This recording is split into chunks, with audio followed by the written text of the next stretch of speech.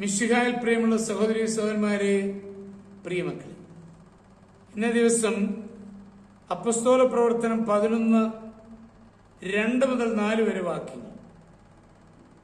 Acts chapter 11 verses 2 to 4.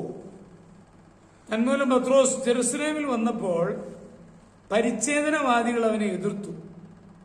അവർ ചോദിച്ചു, അപരിച്ഛേദരുടെ അടുക്കൽ നീ പോവുകയും അവരോടൊപ്പം ഭക്ഷണം കഴിക്കുകയും ചെയ്ത് എന്തെന്നുകൊണ്ട്?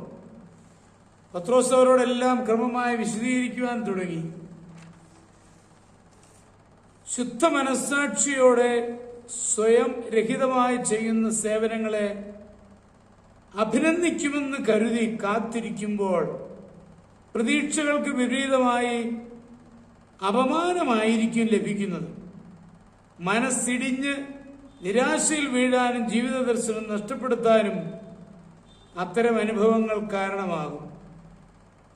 സഭയ്ക്കും സമൂഹത്തിനും കുടുംബത്തിനും വേണ്ടി ത്യാഗജീവിതം നയിച്ചവർക്ക് ഈ വിധ അനുഭവങ്ങൾ ഉണ്ടാകാറുണ്ട്.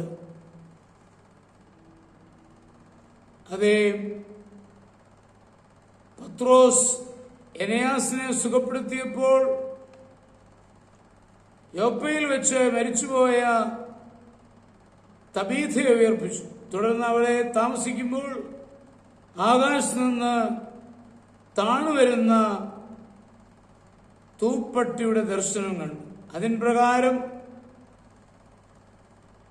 കേസറിയായിൽ പോവുകയും കൊർണേലിയോസ് എന്ന ശതാധിപനെ ഈശോയുള്ള വിശ്വാസത്തിലേക്ക് ആനയിക്കുകയും ചെയ്തു.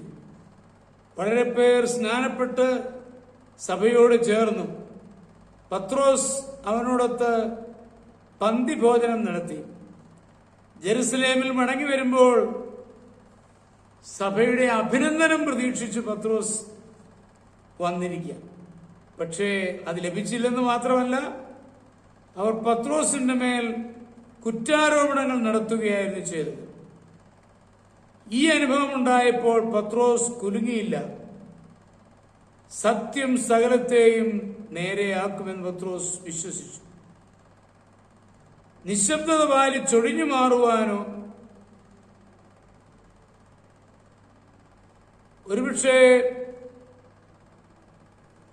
ആ ഭവനത്തിൽ പോയത് ഞാനാണെന്ന് തെറ്റിദ്ധരിക്കുന്നതാണെന്ന് പറയാനോ ഒന്നും പത്രോസ് ഒരുങ്ങിയില്ല. യുക്തിപൂർവ്വം തന്റെ പ്രവൃത്തിയെ ന്യായീകരിക്കുവാനും ശ്രമിച്ചില്ല. തെറ്റായ കുറ്റാരോപണങ്ങൾ നമുക്കെതിരെ ഉണ്ടാകുമ്പോൾ നമ്മൾ അന്താളിക്കരുത്. സത്യം അവസാനം ജയിക്കും, സംശയമില്ല. ദൈവത്തിലുള്ള അംഗീകാരം കിട്ടിയാൽ മതി.